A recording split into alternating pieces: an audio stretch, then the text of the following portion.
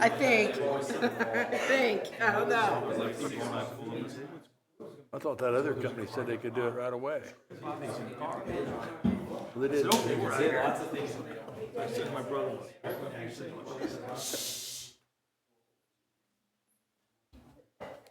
What I sound like in my classroom. We're both using this. Yes. They used to be able to hear me. My voice. Okay. All right. Good afternoon, everyone. Good afternoon. I will call our meeting to order.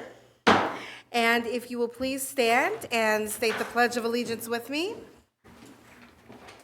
I pledge allegiance to the flag of the United States of America and to the republic for which it stands, one nation, under God, indivisible, with liberty and justice for all.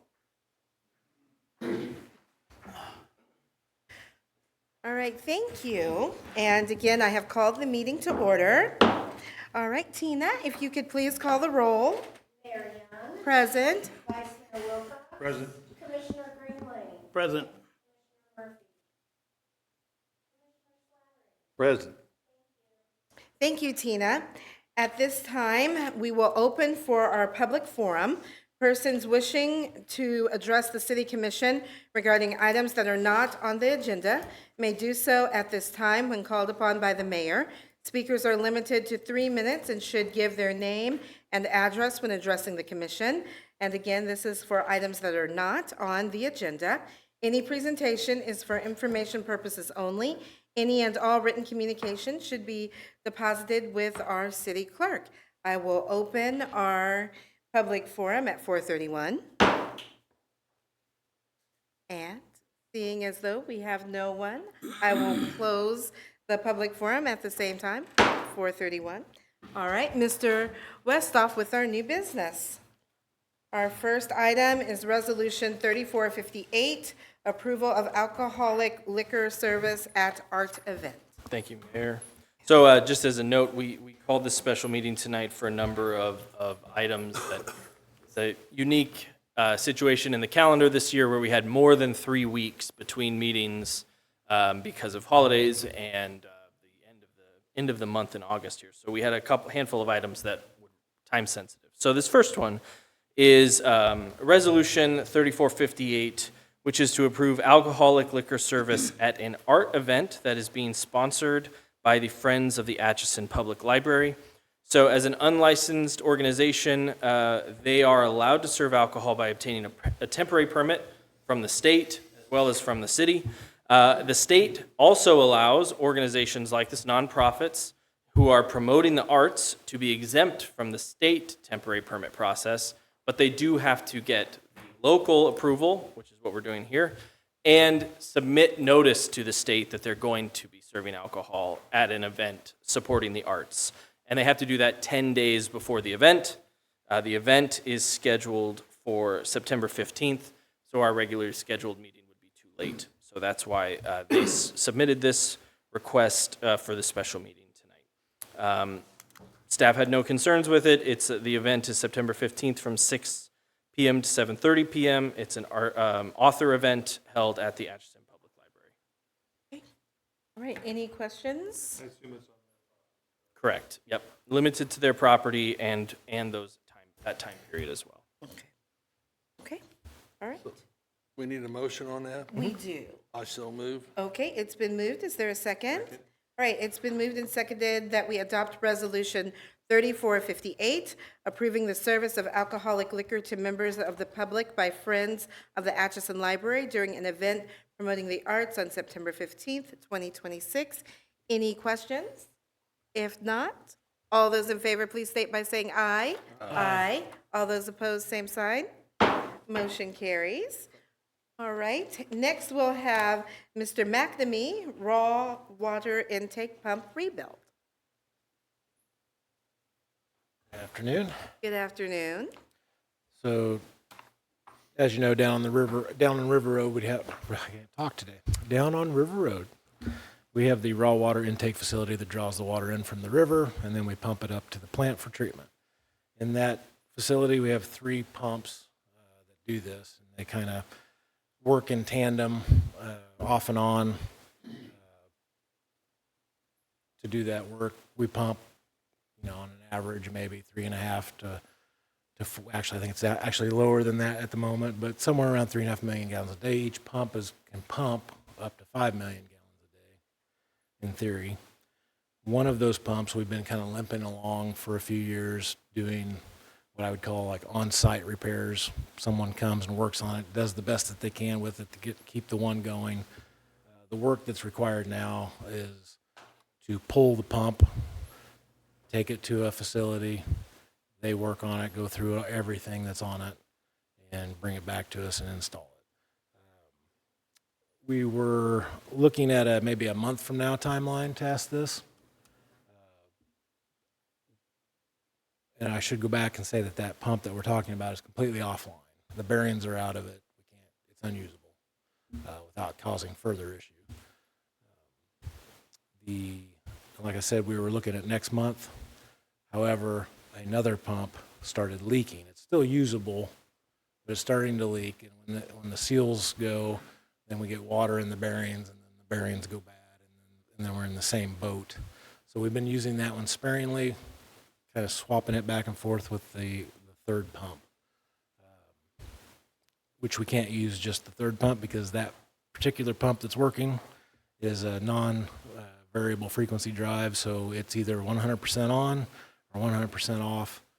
And as I said, they produce about 5 MGD, which would be too much water for us to leave that one pump going. So it's about as time sensitive as it gets. So I was kind of found out, got all the information ready Friday, so we were fortunate able to squeeze this one onto the agenda.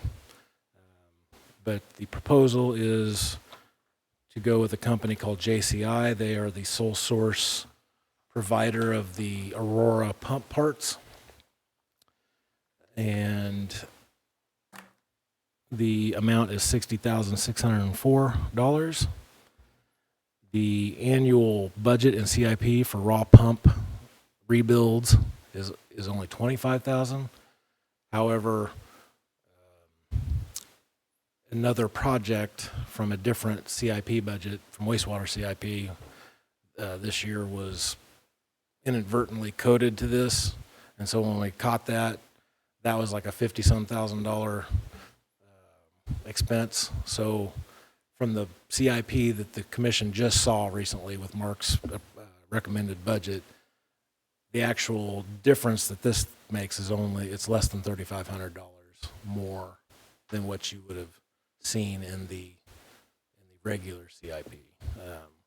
Now, it'll have a bigger impact next year when we increase the annual raw water pump budget from 25 to whatever number that we need to figure that out soon. But next year's budget will probably have more of an impact from raw water expenses than this particular one. Yeah, so the general proposal is to pull the pump that's been offline, get it repaired and back online, and then next year look at replacing the one that's leaking completely, with either repairing or replacing the one that's leaking. So that's what he's talking about with next year's budget. You think that one will last another year? The one that we're rebuilding? It's a leak. The other one? I can't tell.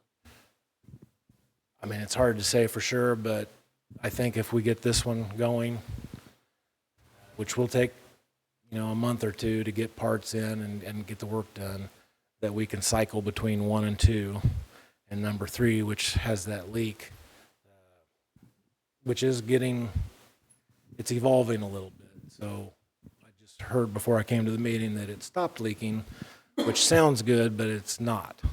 And so, Leak once or yeah. stop leaking. And I'm not exactly sure why. I didn't have the time for that phone. I would assume maybe that it's generating heat, and maybe it's melted the seal back, but I don't think that that's something to rely on. Okay. Did you look into just replacing the whole pump? Because the only thing left's the housing. The They're putting a new shaft in it, new impeller in it, all there is left. Just put a whole new pump, did we look at that at all, or is that possible? That is in the conversation, that's what we're looking at maybe doing next year with the What about next. to this one right here, I mean? Can't you just put a new pump in there, an 8x10 pump, and The new pump's gonna be another 40+ thousand, and I'm not sure what the lead time on a completely new pump would be. It might be, Really? it's probably, like everything in this world, in the utilities world, it's probably 3+ months on new equipment like that.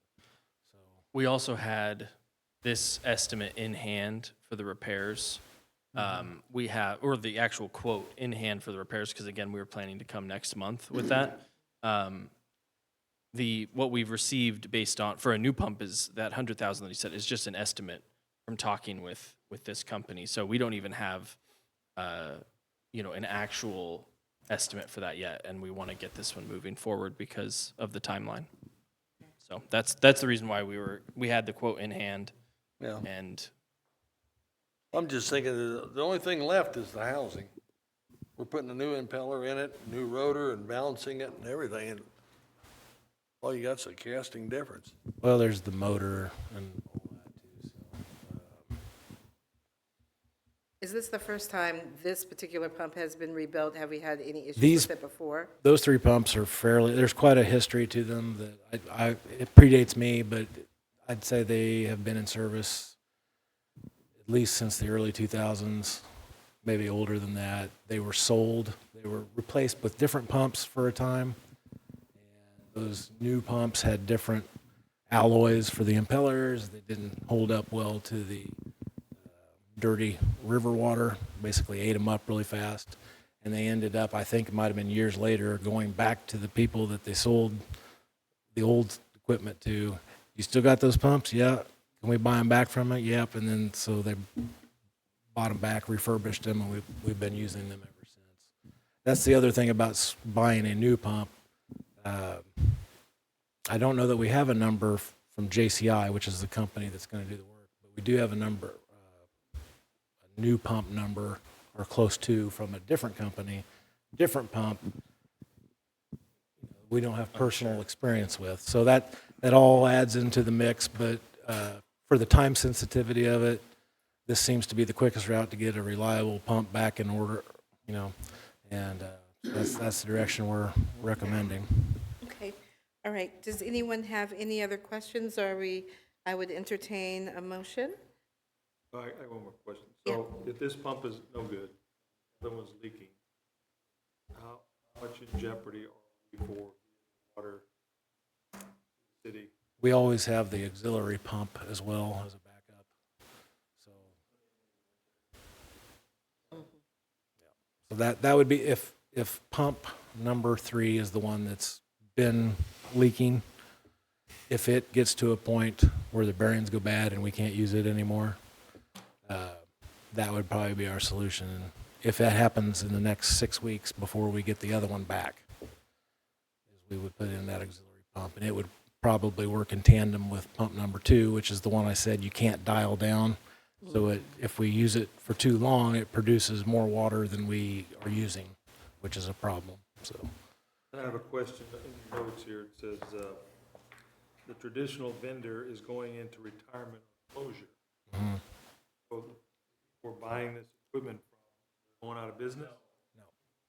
So for years, we had a small company, kind of, I don't want to say a one-person company, but a few people that work for this company.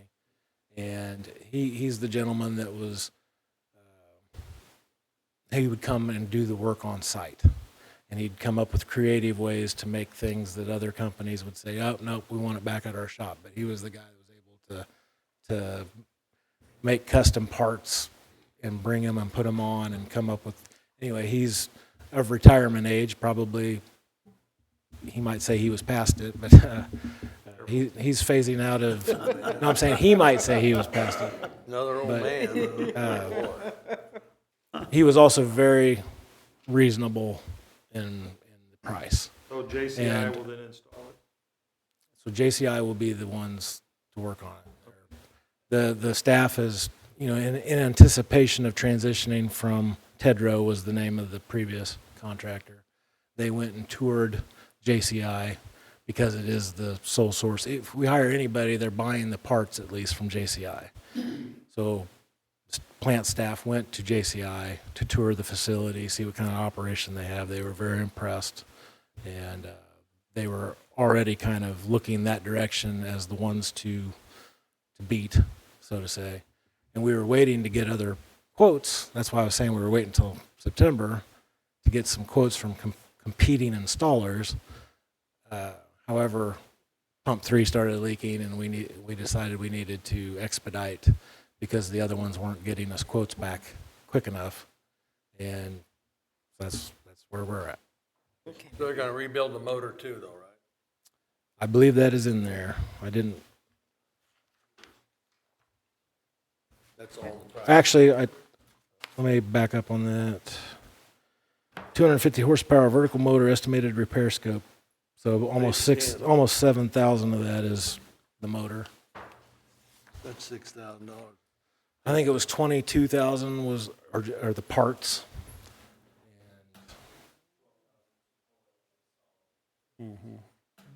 This is 4 stories.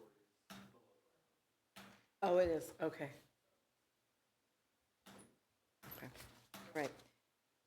All right, gentlemen, any other questions? Yep. I would move. The bid? Yeah. Okay, all right, it's been moved. Is there a second? Second it. All right, it's been moved and seconded that we authorize staff to hire JCI to rebuild raw water intake pump number 1 in the amount of $60,604, plus an additional budget authority of $1,500 for small change orders. Do we have any other questions? We're on, Commissioner Murphy, we are on number 2 in new business, raw water intake pump rebuild.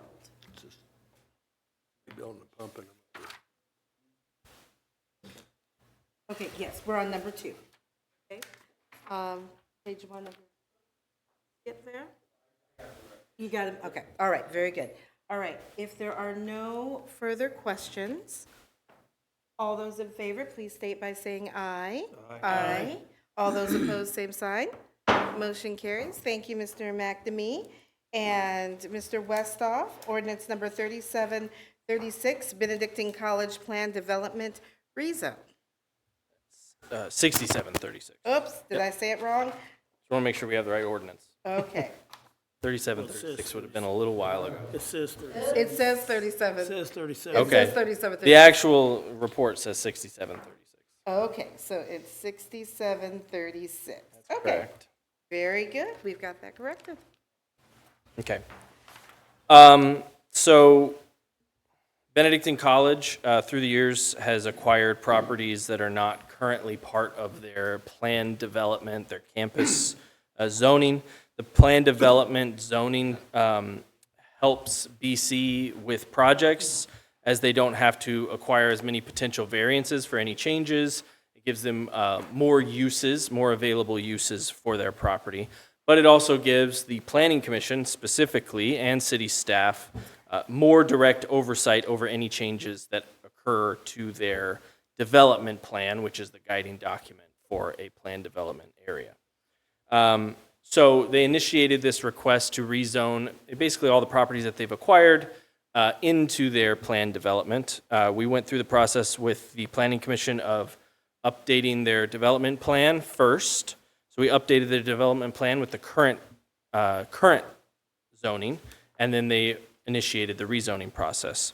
So the map of the properties is in your packet. There are some kind of surrounding their main campus area to the west and the south, and then is the set of properties further to the west around 5th and 6th Street. Yeah, here's the map here on the screen.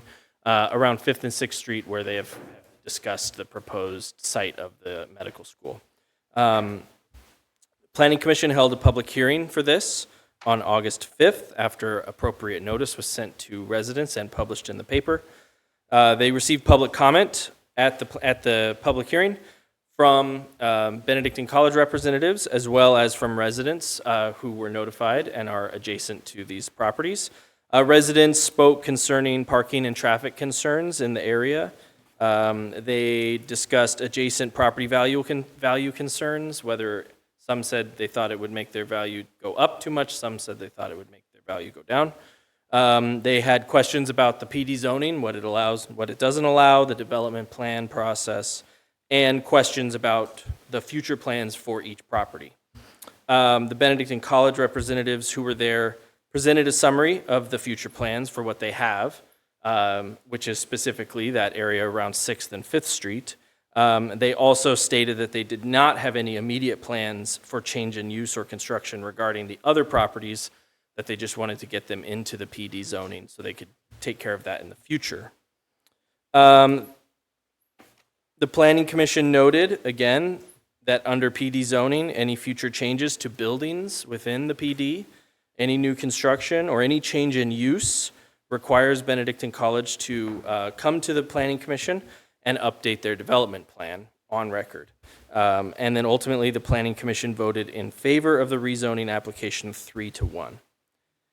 This item was added specifically because we needed to allow for the 14-day window after the public hearing, which is required under state statute, to see if we receive any protest petitions from residents in connection with their vote. We did not receive any protest petitions. And yeah, the city attorney was present at the meeting. He also drafted the ordinance. Everyone received appropriate notice. And like I said, we did not receive a protest petition.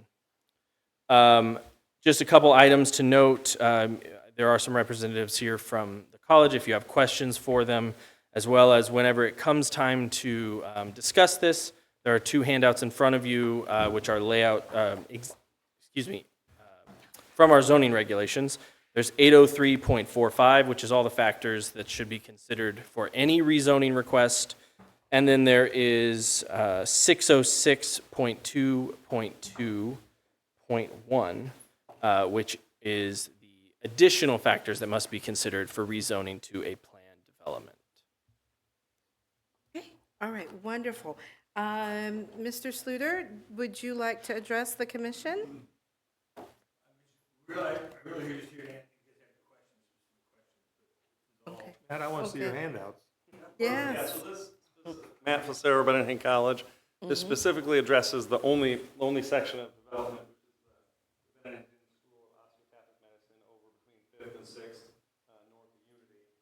So this is kind of the current site plan, and then potential renderings. Those aren't 100% like what it'll end up looking like, but the character, the size, the shape is very similar to what will end up on that site. Okay, So is it, my understanding that currently Martin East is there, Correct. that grade will be lowered? Yeah, so Martin East will be demolished, and then the grade will be lowered down to 2nd Street. That actual grade is about 2 feet, down to Unity Street. That's about 2 feet above Unity Street, just so you get positive or drainage away from the building. The bottom is at the back side of that building, or is that what? This is Across the street. Up the corner of 6th and Unity, on the south side of Unity, looking at the building kind of up towards the northeast. So it's an L-shaped building right here. So this I this see, is straight on. I see. So the top one, the top picture, that's what folks will see as they drive Unity. Correct. Okay. And then this is just from across kind of the street looking this way. Okay. Okay. So are you gonna do something with the houses to the east of Martin East School? So there's two houses to the east. There's a house that sits right here, a brick house, which will come down. And then there's another tan brick house right here, which will come down. Across 6th Street, there's a green house here, and a gray house, and then a white house up here. And those three will come down and create parking over there. I see. You've already bought those houses? Yes. We're still waiting to close on the gray one, but all the others, yeah. They just painted it. All but one are part of the rezoning. Correct. We'll have to go back for that gray one. Just paint it. Yeah. After the rezone. Yes, yes. And is that a bridge that I'm seeing on the parking lot? What Right is here? that? Yes. No, so that's just to show like the main path coming in. Oh, I On see. Sixth Street, it is a speed table, so it's kind of like a speed bump, but a little bit less aggressive. Okay. The idea is to try to allow these guys to do what they need to do to get all the way up through the town, but to kind of slow traffic in general. Okay. Very good. How many spots do you anticipate? On here, there's 243 as current. It'll get a little bit bigger because that gray house is coming into that. So that'll expand the parking over the side. That's great for our community development. I just have one question, and I'm absolutely 100% for this. Sure. But I've had some people talk about parking outside the PD. How are we going to address parking that the students may not recognize it as we will? You know, limited, you know, they take away some parking. So specific to the med school or to the campus in Yes. general? Yes, okay. Both, I guess. Yeah, so I guess I want to understand your question. So I mean, in your packet, there's a parking count chart that is in there, right? And so we have a surplus of parking. We have 232 extra spots every day on our campus. Oh, you didn't put that full thing in there? Oh, sorry, okay. This chart shows like the count and like the load, and so there's 232 extra spots every day on campus. We watch that pretty closely to make sure that, you know, I always like to be able to tell people we've got a couple hundred extra spots on campus. We can't control where people park in the city, right? That's really something the city needs to do if they want to do that. Yeah. It's free for students to park on the main campus. There's no charge for that, so that's to incentivize them to park on campus. So I don't want to pretend like students don't park off campus, but we can't enforce that, if that makes sense. Well, I came to your office last year about, and I expressed to you and to President Menace both, that the city has a parking problem that's created by the college. And the college needs to do everything they can do to resolve that problem, to include, say there's all these spots, but a lot of them are closed to the. Oh, no, if you, And the again, I Murphy apologize. parking lot, Pardon? Murphy parking lot Correct. is restricted student parking.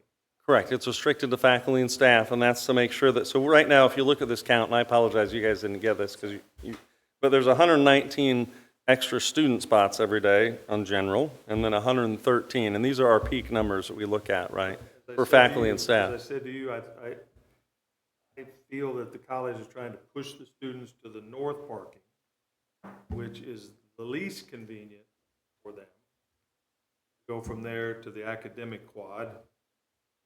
Because we live in a town and they're at a school that they think is small, that people want to drive up to the door and get out and go in. Whether you're Right. going shopping or you're going to college. For them to have to walk 3/4 of a mile to get to the parking when there's 75, I drove, as I told you, I drove by there, I went through that lot twice a day for 2 weeks. Different Right. times of the day to see what the parking looked like, 50, 75 empty spots. Those neighbors down at that end of the, have nowhere to park because there's students parked in all the properties. And I understand the reason, you're trying to, assume, make those available to visitors. Faculty, staff, and Visitor visitors. friendly also, but I also want to be consumer friendly, which is the students who are paying the bill.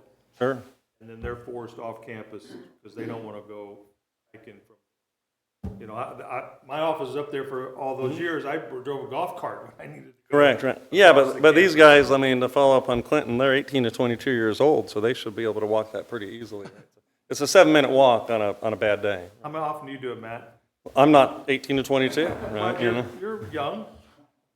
So, So you don't have parking permits for the students anymore? No, we have permits for students, faculty, staff, all have to have permits. We don't pay don't for charge for them, right? And that was something that the city, we made, when we built the apartments, right? We got rid of the parking fee, and that was to incentivize students to park on campus. And so, I really think that in general, I mean, we do have a surplus of parking on campus. I understand that it might not be right where students want to be, but that's going to be a hard one for us to address in general as well, right? You know, I guess my question is, regardless of what the college does, what can we do as city to make sure that we're not preventing somebody from parking in front of their own house. They parked in, And the college is firmly supportive of the city enforcing any ordinances you guys have about parking I just that don't know. impedes neighbors. can we have an ordinance like that? We've talked about it, Bill, a number of times, so don't want to act like we haven't talked about it. We've talked about it considerably. This board has not wanted to implement those kinds of parking restrictions, and I'm open to that conversation if you change that direction. There are pros and cons to parking restrictions on public spaces. We do not have a database of students and vehicles associated with students, nor would I recommend legally ever saying, that you are specifically saying a student can't park in an area.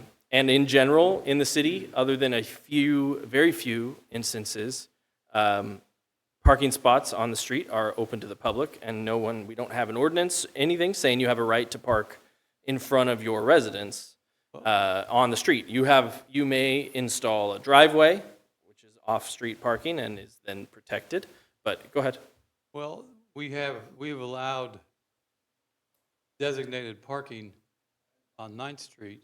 Correct. Yeah, that was part of it. That's one of the few exceptions. Yeah. Okay, and we ought to take into consideration the people that reside there and have lived there for 20 or 30 years, that we're not going to fill it all up. And don't get me wrong, I'm tickled to death about it. We just need to make sure that it's done correctly, that we don't infringe on the people who have resided there and pay property taxes there and they can't park in front of their own house. That's just something that I Well, think we need to again, consider. even if you instituted something like a green zone, where you had permits per house to park within an area, it's still nothing preventing other people within that green zone from parking right in front of your house. We do not, and I don't think it's particularly feasible in most neighborhoods in the city, to actually say this spot belongs to this address, this spot belongs to this address. Some houses have 4 or 5 cars and some have 1. So generally speaking, the solution in other college towns that they have instituted, like I said, are things like green zones, where you say within this zone, you have to have some kind of permit, placard that goes in it has to be displayed, right? Because we're not going around ticketing people with out-of-state license plates or anything like that. I think that's going to potentially be harmful to the city and to residents who have visitors coming and things. There's pros and cons to that. As I said, if you have a visitor coming, you're going to have to coordinate with them, transferring your placard to them, and it does not protect the specific spot that you happen to want, whatever that happens to be. Well, don't we do it on 2nd Street? There are signs next to No. St. Benedict's Church that says no student parking. Those are not our signs. Individual. There are the signs in the city that say no student parking do not belong to the city. They are not enforceable by a city ordinance.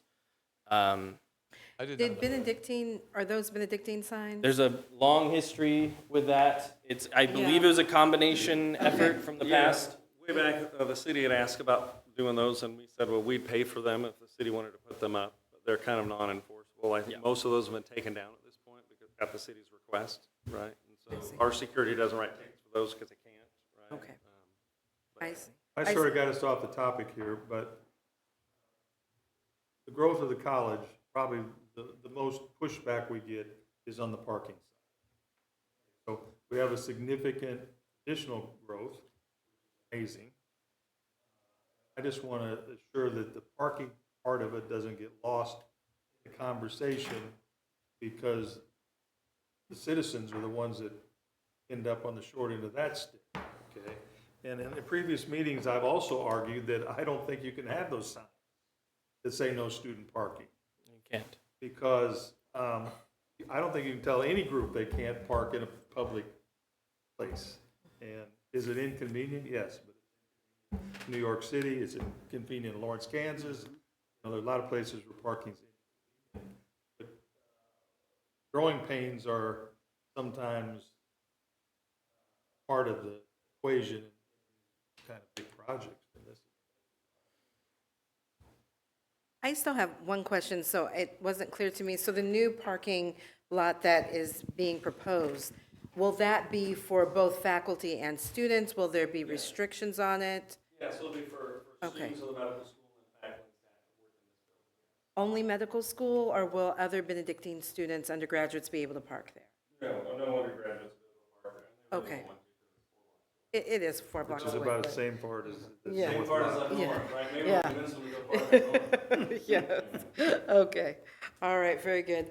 Any other questions before we handle the questions on 803 and then the questions on section 606? Where do you project that the students at the medical school are gonna live?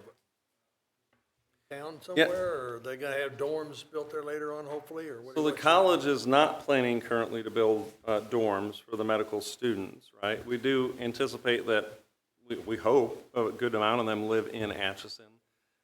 Some may not, some may commute from surrounding areas. There are developers in town that have been looking at building housing, and we support that and encourage that, and are happy to work with anyone to outfit those how they should be, right? You know, give them input, because we've built lots of dorms. But we are not currently planning on building housing for the med students. Yes, Mr. Sluter?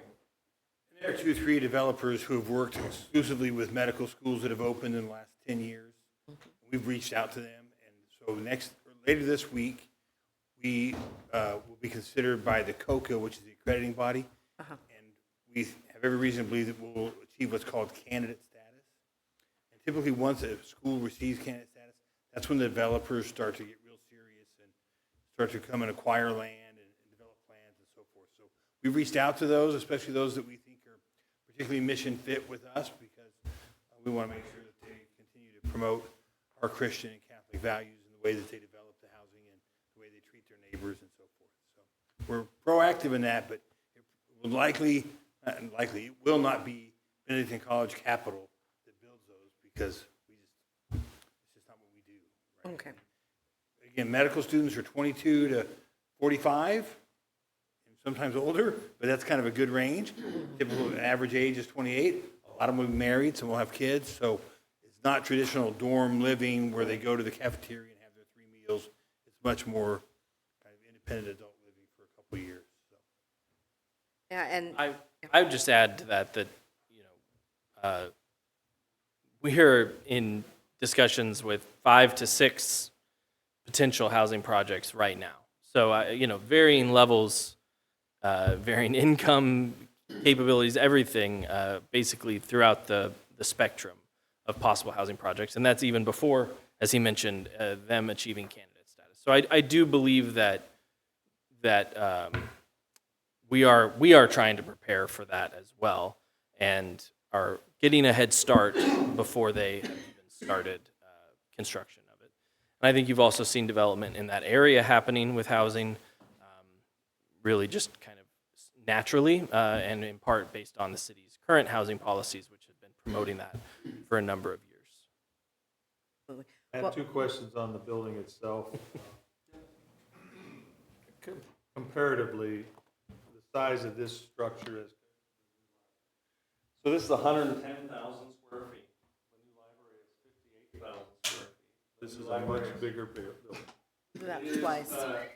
It is, but it won't, so the library's got a lot larger floor-to-floor height. It's a more grand building, if you will. I mean, this is gonna be a beautiful building, and it's an awesome building, but it's not, the intent's not the same as like the library. The library, there's more of a wow factor. So the footprint is a little bit bigger on this, but it's not double the size, if that makes sense. There's 3 stories on the Unity Street side, 4 stories on the 6th Street side, and it stays 75 feet. It's the maximum height that it can be based on the city ordinances, and right now I think it's at 70 feet, right, is what the current plan is.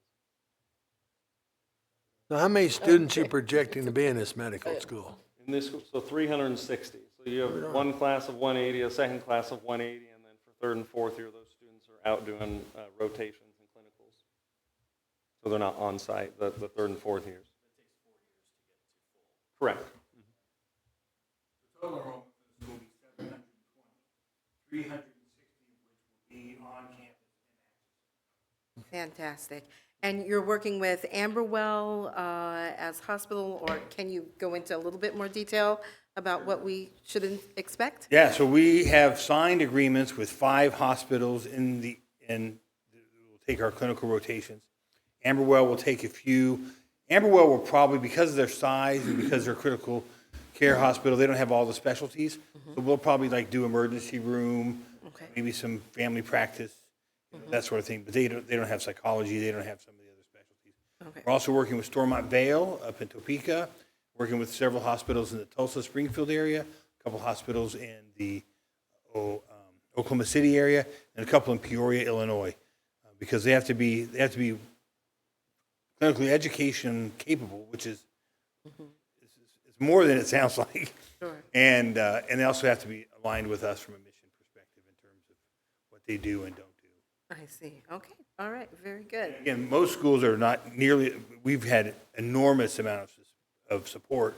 Even when we talk to other schools, they're like, they didn't get to where we were until maybe a year further down the road. So we've really been blessed there. Absolutely. It's an ambitious project, and you've done well, so we appreciate that. Sort of like the nursing school, engineering school that went through the process much more quickly, successfully in most places. So I would anticipate all the success you had to this point, which is again amazing, that it'll be what you want it to be.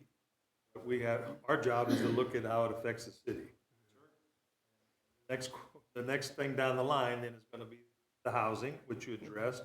I can't tell you how many times I get asked about that housing up there. Raven Hills.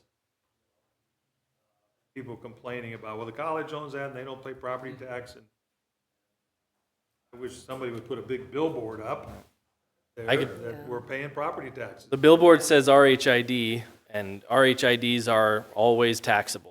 So that's one thing that I'll put out. I mean, I've said this. 98% of the citizens don't know what RHID is. Well, I've said this many times in these meetings, and I'll keep saying it to anybody who's listening, but every single one of those properties pays property tax. It goes right now towards the infrastructure that's been spent to build that neighborhood from nothing. And then once that is paid off, then it will come into the city's coffers completely. So that's what an RHID is. It's very successful, and it's a good way to create infrastructure growth for cities where we don't have to take out a bond to cover that infrastructure growth. The developer takes on that risk for us, and then they're paid back with the increased property tax from that development until they're made whole, and then the city collects. So it's actually a really great setup. It, A, ensures that they are taxable, and B, helps infrastructure get put in that otherwise would be difficult for us to front the You cost. go to any coffee club or 4 people standing around, somebody's, Well, you heard it here. so as many times the as I can 10th get it time, but- repeated, I'm gonna try and get it repeated, okay? I'm glad you just say that the college is not building any housing. So any housing that these students or these professors go into are gonna be privately owned housing that at some point in time are gonna pay property tax. We would assume. I mean, yeah, I don't have anything in front of me right now to confirm that. As I said, we're working on many different housing projects, some with different tax rebates and different incentives, but generally speaking, yes, they all are some kind of taxable Whereas property. this building, there'll be no property. This building tax will on not it, have property just like taxes. That's any correct. other city in this country. Correct. that For any Private. you know, nonprofit. Mhm. Nonprofits are not paying property tax. That's correct. It's not just Atchison where there's not property tax. Right. Benedict And College. I also just wanted to say one thing since we talked a lot about the proposed use and the proposed building, but obviously tonight you're not approving this project, right? Like you're approving a rezone of multiple properties, not just the properties for this location. So it's good to consider the proposed use because that's part of the things that we have to consider. But it's also worth noting that the property, the main property that this sits on is currently zoned R3. And you can build a school and an educational building in an R3 zoning without going through all of this process.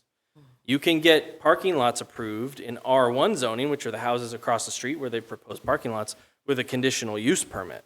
So I give credit to Benedictine College because they're going through this process to make sure, and again, as I said, it does give them a little more flexibility with the uses that can be done on their property, on these properties, but it also, is a good faith effort to make sure that these properties are part of their broader plan of development that they're doing on their campus, and now potentially the second area, I don't know if you call it a West Campus or something, a medical school campus eventually, but that it's all part of a cohesive development plan, which is a benefit to the city, it's a benefit to residents, and again, it gives the Planning Commission and city staff a little more oversight on future changes that happen, and it gives them a little more flexibility on what they want to put in there. But they could move forward with the project, probably a slightly different version of it, without having doing all of this extra work to put it part of the cohesive development plan. So I give them credit for taking part in that process and bringing it to you all and to the Planning Commission. Absolutely. Well, from my perspective, the college has done everything right to this. That should relieve a lot of the tension that might come along with it, although for the people that live there, there's going to be growing pains. Of course. That's just part of, improvements. So you never want to be the one with the growing pains. That's all. This doesn't affect any taxing at all, what we're doing tonight, then, is my understanding. Is that right? I mean, it's part of the discussion that we can have. If it does, it would all be indirect. Yeah. Right? And we talked about, when I presented about property taxes in the budget, that appraisal is king, and we don't set appraisals. Right. I think that there's probably some cases where you would say, yes, being next to a large institution like this can make your value of your property go up, and I think that you can probably make some arguments that it might not do that. So, but as far as the actual tax base and what's taxed and what's not, again, this was an educational building before that was not taxed. The Martin East property was not taxed. Many of the lots around there were vacant and brought in very little tax revenue. Many were on the tax sale, which means they weren't bringing in tax revenue.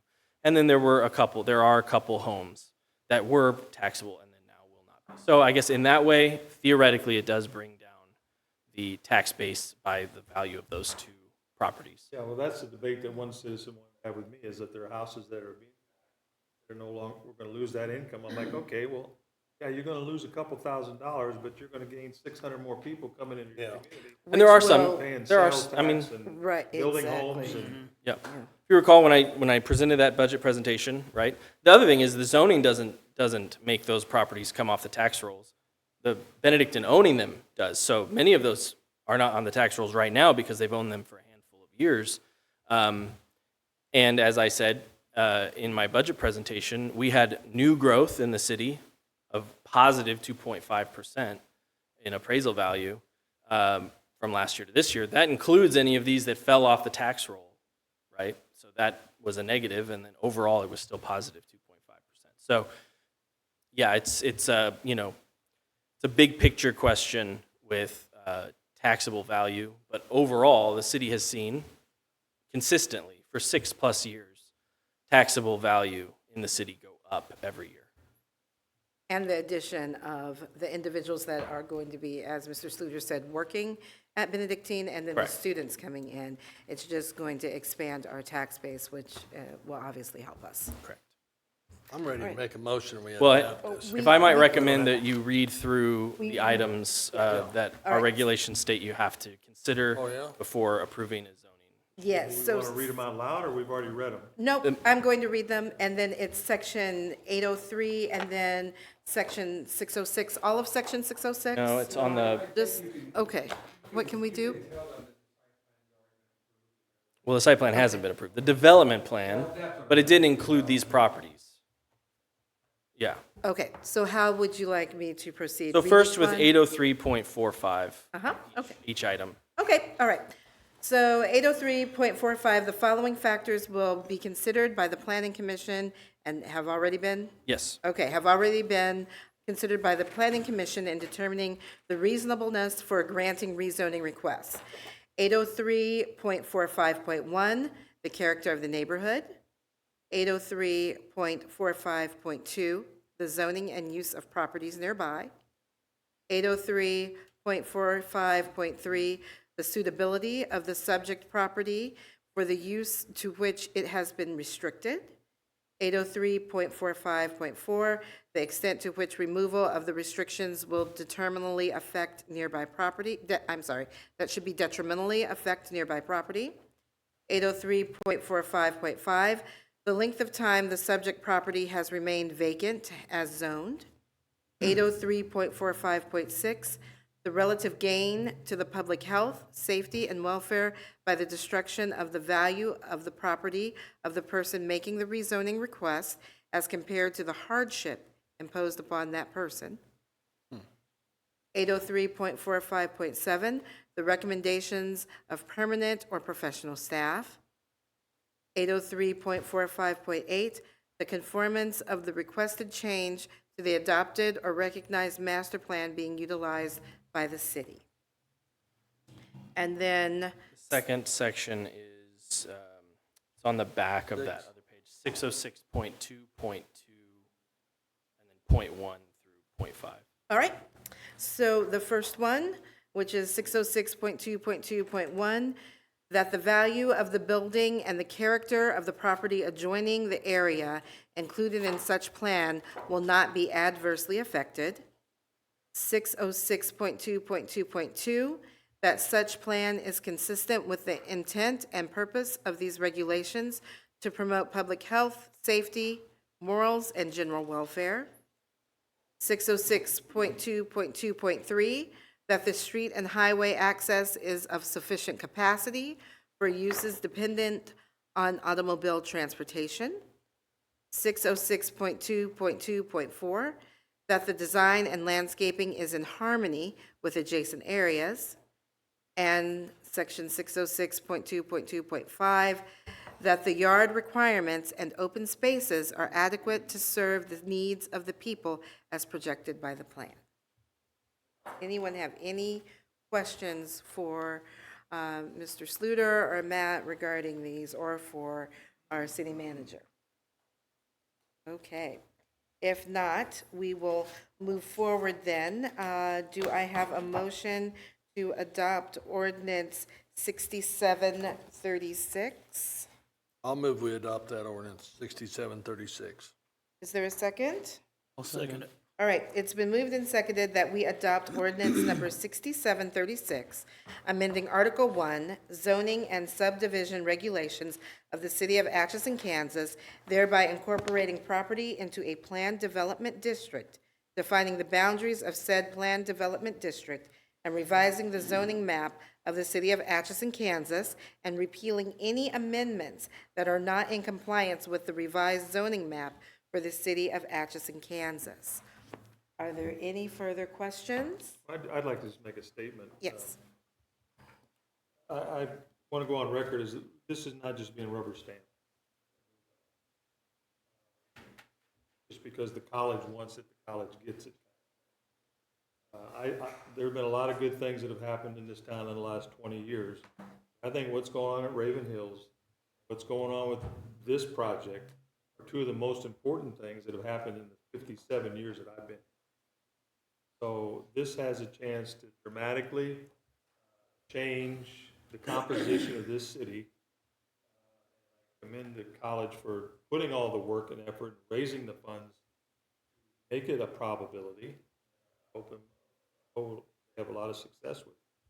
The older I get, the more doctors. Yeah, that's true. Well said. Well said. Would someone else like to make a statement? That said here, we had a repealing any amendments that are not in compliance with the revised zoning map. Are there any that we know about? There aren't, are there? Those are just prior zoning Yeah. ordinances. Are there any that we know about that would be a problem? 6734. That's a zoning ordinance. Oh, yeah. That's all. Okay. The other thing is just catch-all. Okay.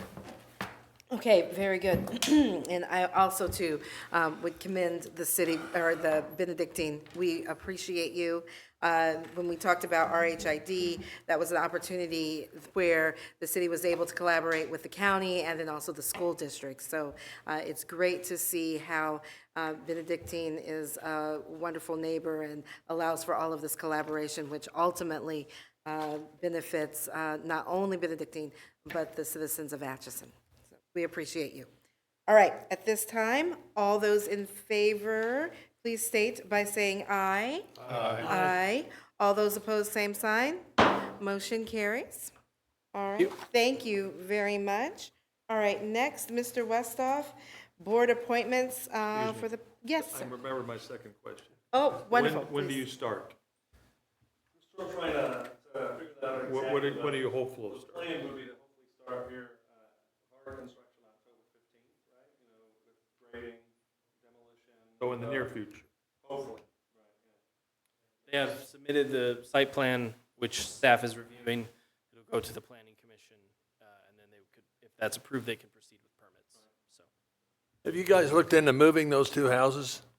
You know, we have not. I've talked to a couple private owners. that Yeah. might be interested in that, and if someone's interested in that, we're happy to work something out. Give me your number. That's right. I'm too old. The older I get, the more I'm in favor of keeping old stuff. That's right. All right, thank you. Thank you. Bye. Justin, right. you need to look into that. All right. Mr. Westoff. okay, so the last item that was considered time-sensitive with the gap in the meetings is a board appointment for the planning commission. So we had a planning commissioner who was unable to make a handful of meetings in a row. We have an ordinance that automatically opens that seat up for appointment at that point. There were mitigating circumstances, but that's the way the ordinance is written. And so that opened up, and we received 2 applications for that opening. One is from Derek Franklin, asking to be appointed to the Planning Commission for the remaining term, and the other is James Campbell, who also requested to be appointed. He is the sitting county commissioner. His term is expiring at the end of the year, but he is currently sitting. And he's not running again. He's not running. Discussed that application with the city attorney. Do you want to say a few things about it? I think, as he's a sitting commissioner, I see. there's a totally in conflict Okay. with that. Whether they actually occur or not, it doesn't really matter.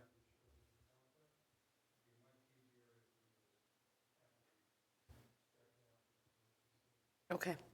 All right.